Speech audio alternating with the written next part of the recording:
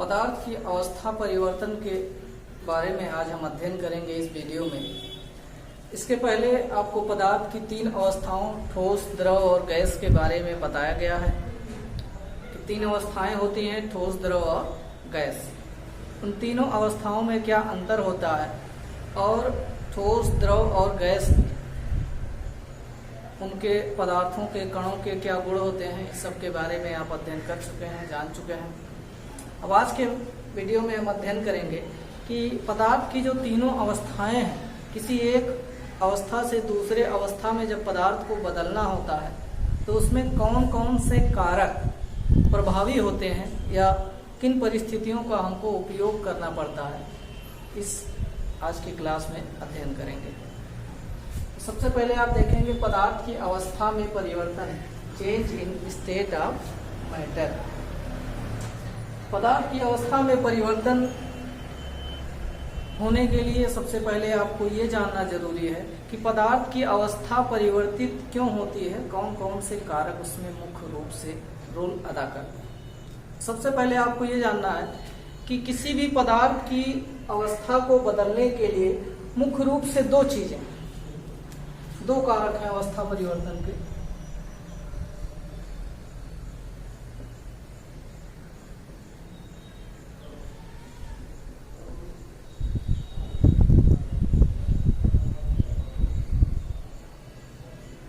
पहला है ताप या तापमान, टेम्परेचर, और दूसरा है दाब। टेम्परेचर एंड प्रेशर, तापमान और दाब। किसी भी पदार्थ के, चाहे वो ठोस हो, द्रव हो, गैस हो, किसी भी अवस्था में हो, उसके तापमान और दाब या दोनों में से किसी एक में परिवर्तन करके हम उसकी अवस्था को बदल सकते हैं।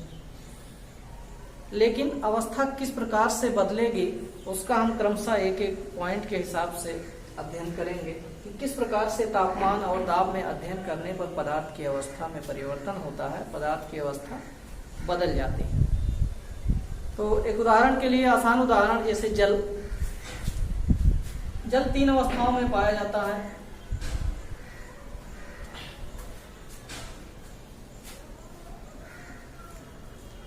जल सबसे पहले बर्फ, जल और जलवाष्प।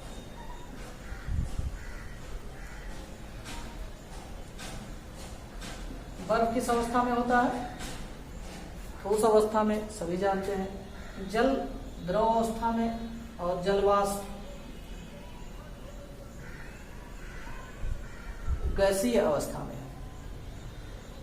इन तीनों अवस्थाओं में इसके प्रयोग से भी आप परिचित होंगे कि बर्फ से जल बनता है और जल से बर्फ बनता है। बर्फ ठोस अवस्था में है, जल द्रव अवस्था में है। जल से आप जलवाष्प बना सकते हैं और जलवाष्प से जल प्राप्त कर सकते हैं। दोनों की अवस्थाएं अलग हैं। तो ये अवस्था परिवर्तन किस प्रकार से होता है, किस प्रकार से अवस्था बदलती है, आज के वीडियो में हम यही सीखेंगे, हम यही अध्ययन करेंगे कि किस प्रकार से अवस्था में परिवर्तन होता है। ये तापमान और दाब दोनों जो कारक हैं वो किस प्रकार से अवस्था बदलने में उपयोगी होते हैं, किस प्रकार से सहायक होते हैं, इन्हीं उदाहरणों की सहायता से, परिभाषा की सहायता से हम आज सीखेंगे। तो बर्फ से जल बनने का जो रीजन होता है, कारण होता है, आप जानते हैं कि अगर बर्फ को धूप में रख दिया जाए या बाहर किसी ऐसे एटमॉस्फेयर में, किसी बर्तन में करके रख दिया जाए तो धीरे धीरे वो पिघलने लगता है और पिघलने के बाद जल बन जाता है। आप जल को किसी ठंडे क्षेत्र में जैसे फ्रिज वगैरह में अगर आप रख दें तो धीरे धीरे उसका तापमान कम होता है और वो एक समय ऐसा आता है कि वो बर्फ बन जाता है। इसी प्रकार से जल को गर्म करने पर जब आप तेजी से गर्म करते हैं तो धीरे धीरे वो जलवाष्प में परिवर्तित होने लगता है और अगर उसी जलवाष्प को किसी बर्तन में इकट्ठा करके रख दिया जाए, धीरे धीरे वो ठंडा होकर जल की बूंदों के रूप में इकट्ठा हो जाता है।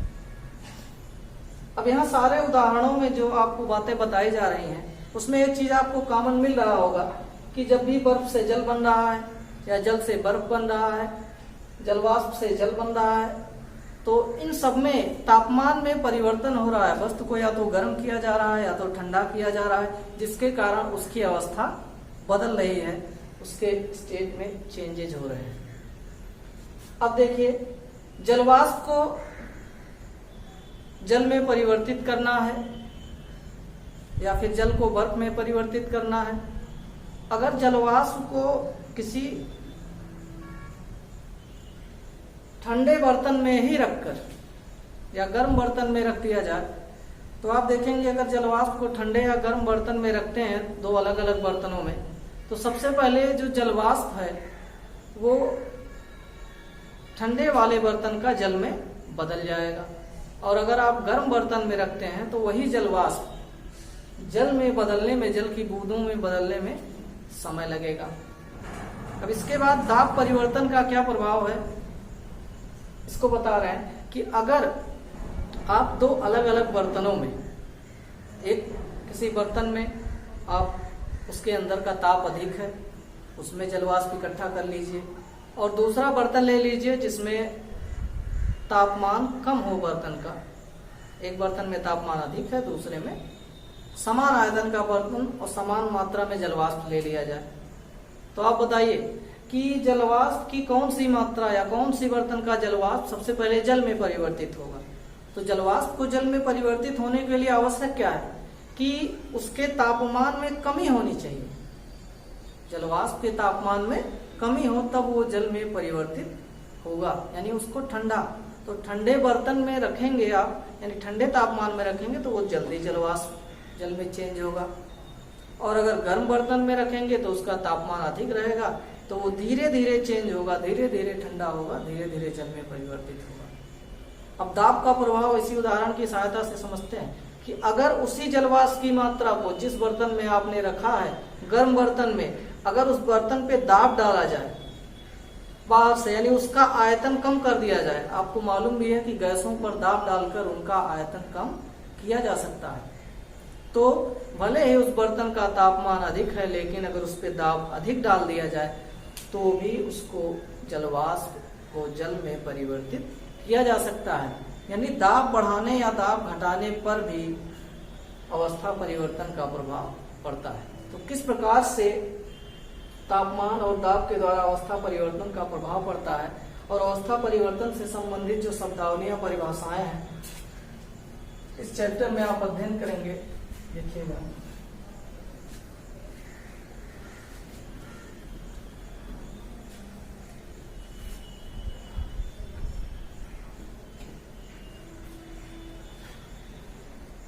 इसके पहले आपको पदार्थ की गतिज आणविक सिद्धांत, पदार्थ के अणुओं के बारे में, उनके गुणों के बारे में बताया गया था।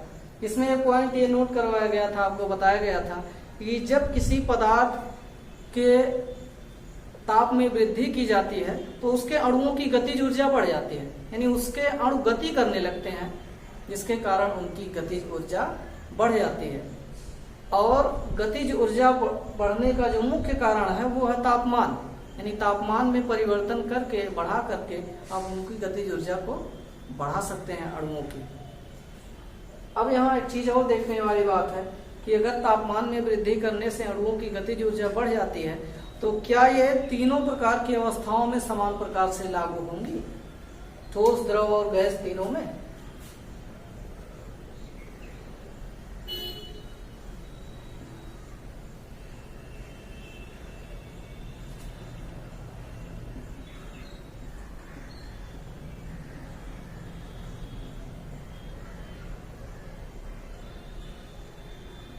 ठोस के अणुओं के बारे में आपको बताया गया था कि ठोस के जो कण होते हैं एक दूसरे से बहुत पास होते हैं।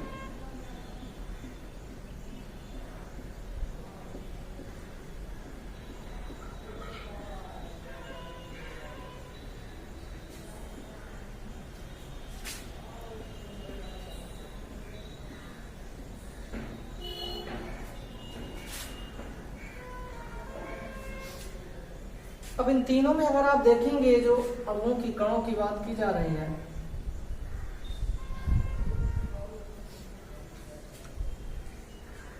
जो बताया गया था कि ठोस के कणों के बीच में अंतराणविक स्थान इंटरमॉलिक्यूलर स्पेस बहुत ही कम होता है, और अगर आप इनकी गतिज ऊर्जा बढ़ाएंगे, ताप में वृद्धि करेंगे, तो इनके इस बीच स्पेस थोड़ा सा बढ़ सकता है, यानी बहुत कम स्पेस में वृद्धि होगी, और जिससे इनकी गतिज ऊर्जा में भी बहुत ही कम वृद्धि या बहुत ही सूक्ष्म वृद्धि होती है, जिसके कारण इनके आयतन में, आकार में चेंजेस नहीं हो पाते हैं। द्रव के अणुओं के बीच जगह ज्यादा होती है, उनके बीच अंतराणविक स्पेस ज्यादा होता है, जिसके कारण अगर आप इनके तापमान में वृद्धि करते हैं तो इनके अणु के गतियों करने की स्वतंत्रता ठोस की तुलना में अधिक होती है, जिससे इसके अणु तेजी से गति करते हैं और इनकी गतिज ऊर्जा में अधिक वृद्धि होती है। गैस के अणुओं की बात करें तो गैस के अणुओं में तापमान में वृद्धि करने पर, चूंकि ये पहले से ही स्वतंत्र होते हैं, तो और अधिक इनके आयतन में वृद्धि होती है, पूरी तरह से फ्री हो जाते हैं, इधर उधर गति करने लगते हैं, इनके अणुओं की गतिज ऊर्जा एकदम बढ़ जाती है।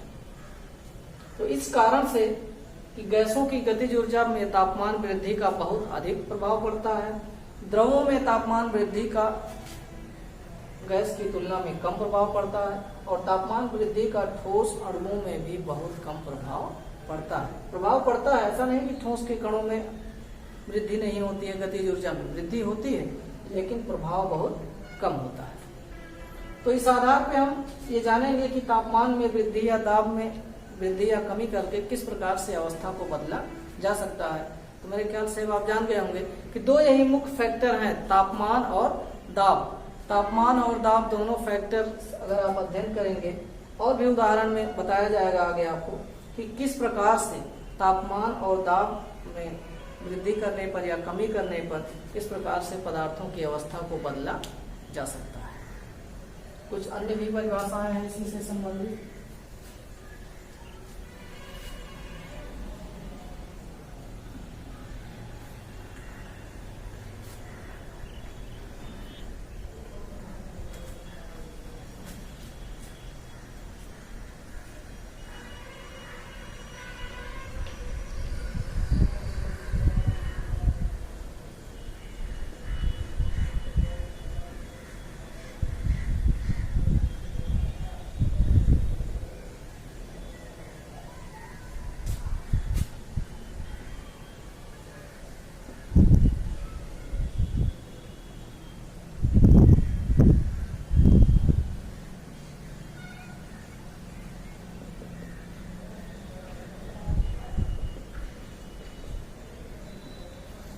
गलन तथा गलनांक, मेल्टिंग और मेल्टिंग पॉइंट। गलन और गलनांक जानने से पहले उदाहरण दाब का भी और देख लिया जाए उदाहरण की सहायता से। जैसे हमने बताया कि अगर आप किसी बर्तन में जलवाष्प को रख देते हैं और उस बर्तन के आयतन को कम कर दिया जाए दाब बढ़ाकर, तो उसकी अवस्था में परिवर्तन आसानी से किया जा सकता है। गैस सिलेंडर का उदाहरण आपने देखा होगा, जो घरों में एलपीजी यूज होता है, लिक्विड पेट्रोलियम गैस होता है। वास्तव में वो गैसीय स्टेट में ही होता है, गैसीय अवस्था में ही होता है, लेकिन उस सिलेंडर में इतना अधिक दाब डाल के उसको भर दिया जाता है उस कम आयतन में कि दाब में वृद्धि होने के कारण वो गैसीय अवस्था से द्रव अवस्था में बदल जाता है। तो यहाँ भी आप एक मुख्य फैक्टर देखेंगे, गैस को ठंडा करके भी द्रव में बदला जा सकता है, और गैसों के दाब में वृद्धि करके भी, उसको कंप्रेस करके भी, संपीड़ित करके भी द्रव अवस्था में बदला जा सकता है। तो इस प्रकार से दोनों फैक्टर मुख्य रूप से उपयोगी हैं, तापमान और दाब, जिससे अवस्था आसानी से बदली जा सकती है, तापमान में वृद्धि करके, कमी करके, दाब में वृद्धि करके, कमी करके, या दोनों में वृद्धि या कमी करके। अब इसके बाद आगे हम देखेंगे गलन तथा गलनांक क्या है। तो गलन का मतलब होता है कि जब कोई भी ठोस पदार्थ द्रव अवस्था में बदलता है, जब कोई भी ठोस पदार्थ द्रव अवस्था में बदलता है, तो इसी क्रिया को आप गलन कहते हैं या पिघलना कहते हैं। उदाहरण जैसे बर्फ है, बर्फ किस अवस्था में है? ठोस अवस्था। और बर्फ को आप अगर गर्म करते हैं, तापमान में उसके वृद्धि करते हैं, तो वो किस में बदलेगा? बर्फ को गर्म करने पर किस अवस्था में बदलेगा? जल में, द्रव अवस्था में बदलेगा। और जब जल या द्रव अवस्था में बदलेगा बर्फ, तो आपने उस पर क्या प्रयोग किया? केवल और केवल तापमान में वृद्धि किया। दूसरा तरीका आपको बता देते हैं, दाब का क्या रोल है उसमें, अवस्था परिवर्तन में। अगर बर्फ को संपीड़ित कर दिया जाए, कंप्रेस कर दिया जाए, तापमान में वृद्धि न किया जाए, किसी भारी वस्तु से दबा दिया जाए, और उस समय को नोट करें, तो जब किसी भारी वस्तु का प्रेशर, दाब उस पर डाला जाता है तो वो जल्दी जल में परिवर्तित होता है। यानी कि जितने अधिक आप दाब डालेंगे उस पर, उतने तेजी से वो जल में परिवर्तित होगा। तो यहाँ पर गलन की बात की जा रही है कि गलन के कारण, यानी बर्फ गल करके, पिघल करके जल कैसे बनता है, या कोई भी ठोस, केवल जल की बात नहीं है, एक उदाहरण दिया जा रहा है जल का, कोई भी ठोस क्यों द्रव में बदलता है, उसका आप यहाँ गतिज आणविक सिद्धांत के आधार पे या अणुओं की गति के आधार पे आप जानेंगे कि किस प्रकार से अवस्था में परिवर्तन होता है। तो किसी भी पदार्थ की अवस्था बदलने के लिए दो फैक्टर जो आपको बताया गया, तापमान और दाब। यहाँ आप देखेंगे कि अगर किसी भी ठोस को उसके तापमान में वृद्धि किया जाए, तो आपको मालूम है कि ठोस के अणुओं के बीच अंतराणविक स्थान कम होता है, जिससे उनके अणुओं की गति करने की स्वतंत्रता भी कम होती है, कम हिलजुल पाएंगे। किसी भी कण के पास, किसी भी वस्तु के पास अगर आसपास जगह नहीं रहेगी तो वो ज्यादा हिल नहीं पाएगा। इसी प्रकार से ठोस के कणों के बीच होता है, एक दूसरे से चिपके रहते हैं, सटे रहते हैं। तो इसी कारण से ठोस के अणु ज्यादा गति नहीं करते हैं। और अगर आप तापमान में वृद्धि करते हैं, तो सिद्धांत यही कहता है कि तापमान में वृद्धि करने पर किसी भी कणों की गतिज ऊर्जा में वृद्धि होती है। तो कणों की गतिज ऊर्जा में वृद्धि होने के नाते, और गतिज ऊर्जा में वृद्धि होने का सीधा सा मतलब है कि गतिज ऊर्जा में वृद्धि का मतलब कि अणु गति करें, तेजी से गति करना प्रारंभ करते हैं, तो आप कहेंगे गतिज ऊर्जा में वृद्धि हुई है। और अणु गति तभी करेंगे जब उसके आसपास गति करने का स्पेस मौजूद हो, गति करने की स्वतंत्रता हो, उसके आसपास स्थान हो। तो जब किसी भी ठोस पदार्थ के ताप में वृद्धि की जाती है, तो उसके अणुओं के बीच जो अंतराणविक स्थान होता है, स्पेस होता है, वो बढ़ जाता है। तो यहाँ तो उदाहरणों की सहायता से आप समझेंगे। ये ठोस का उदाहरण है, ये द्रव, मान लिया इसके ये द्रव के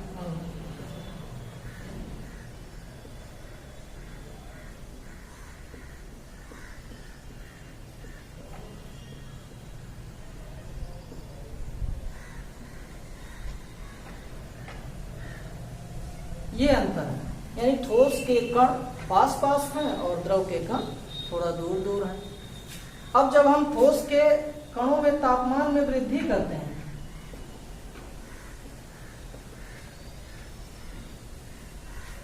तापमान में जब वृद्धि हो गई, तो तापमान में वृद्धि होने के बाद यही ठोस के कण जो पास पास हैं वो और दूर दूर हो जाते हैं, दूर दूर हो जाते हैं। अब इस अवस्था की आप इस अवस्था से तुलना करेंगे तो ये पाएंगे कि इसके कण भी लगभग जितने दूर दूर हैं, ये कण भी उतने दूर दूर आ जा रहे हैं। तो ये इस प्रकार से किस अवस्था में बदलेगा? द्रव अवस्था में बदलेगा। चेंजेस क्या किए गए? तापमान में वृद्धि, यानी ठोस के तापमान में आपने वृद्धि किया तो वो किस अवस्था में बदल गया? द्रव अवस्था में बदल गया। तो ये तापमान में वृद्धि के कारण ही अवस्था में परिवर्तन हो रहा है, और इसी ठोस का द्रव में अवस्था परिवर्तन की क्रिया को हम गलन कहते हैं। ठोस का द्रव में अवस्था परिवर्तन की जो क्रिया है उसी को गलन कहते हैं। अब बात करते हैं गलनांक। गलनांक क्या है? जब किसी भी ठोस को आप गर्म करते हैं तो तुरंत उसके अणुओं में प्रसार होना प्रारंभ नहीं होता है, धीरे धीरे उनके अणुओं की गतिज ऊर्जा में वृद्धि होती है, और एक ऐसा समय आता है कि उसके अणु तेजी से स्पेस अगल बगल जब हो जाता है तो गति करना प्रारंभ कर देते हैं। अब ठोस के अणु जब गति करना प्रारंभ कर देते हैं तो उनकी अवस्था बदलने लगती है, यानी ठोस से द्रव में वो बदलना प्रारंभ हो जाता है, वो भी एक निश्चित ताप पर, कि जब तक किसी भी ठोस का एक निश्चित टेम्परेचर होता है कि वो उस पे द्रव अवस्था में बदलेगा उसी टेम्परेचर पे, और वही टेम्परेचर कहलाता है मेल्टिंग पॉइंट या गलन बिंदु। यानी किसी भी निश्चित ताप पर जब कोई भी ठोस पदार्थ द्रव अवस्था में बदलना प्रारंभ करता है, जिस निश्चित ताप पर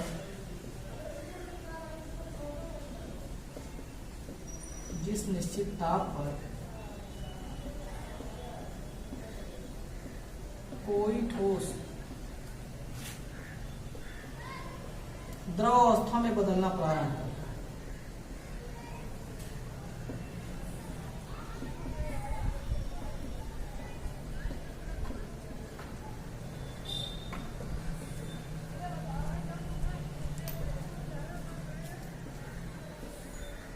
जिस निश्चित ताप पर कोई ठोस द्रव अवस्था में बदलना प्रारंभ करता है, उसी ताप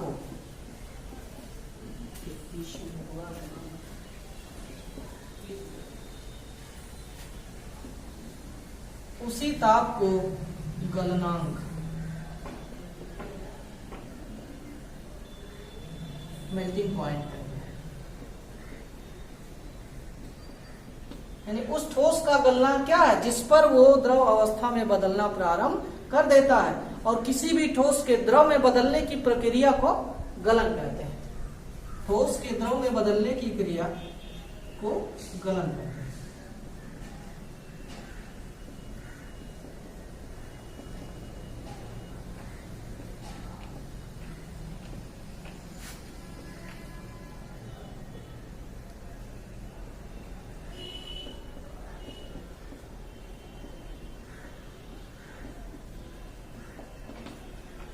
तो ये गलन और गलनांक की परिभाषा हो गई। मेरे ख्याल से अब आप लोग समझ गए होंगे कि गलन क्या है या पिघलना, गलन को पिघलना भी कहते हैं, और गलनांक क्या है। तो इसके दो फैक्टर हैं। जब किसी भी ठोस के ताप में आप वृद्धि करते हैं तो उनके अणुओं की गतिज ऊर्जा में वृद्धि होती है, और अणुओं की गतिज ऊर्जा में वृद्धि होने के कारण धीरे धीरे उनके बीच का जो स्पेस होता है वो भी बढ़ जाता है, और अणु दूर दूर हो जाते हैं, जिससे उसमें द्रवों के गुण आ जाते हैं और वो द्रव में बदल जाता है। ठोस और द्रव में यही अंतर है। और इसी प्रकार से अगर आपको द्रव से गैस में बदलना है तो वो तो अगले बार हम अध्ययन करेंगे, लेकिन पहले सबसे पहले यहाँ जानना जरूरी है कि ठोस से जो द्रव में बदलने की क्रिया है उसमें मुख्य रोल किसका है, तापमान का। तो तापमान में वृद्धि करके ठोस को द्रव में बदला जा सकता है। और दूसरा है कि किसी भी ठोस पर दाब का क्या प्रभाव है, दाब के प्रभाव के कारण किस प्रकार से उसको द्रव में, तो अभी हमने बताया एक उदाहरण की सहायता से कि अगर बर्फ को तेजी से दबा दिया जाए, प्रेस कर दिया जाए, तो वो जल्दी जल में बदलेगा। यानी ताप में वृद्धि करने पर भी और दाब में वृद्धि करने पर भी, दोनों अवस्थाओं, दोनों कंडीशंस में वृद्धि करने पर ठोस द्रव में आसानी से बदल सकता है। और इस आधार पर गलन और गलनांक की परिभाषा भी आपने देखा कि जब कोई भी ठोस द्रव में बदलता है तो इस प्रक्रिया को गलन कहते हैं, और जिस ताप पर वो उस अवस्था में, द्रव अवस्था में बदलना प्रारंभ करता है, उस ताप को गलनांक कहते हैं।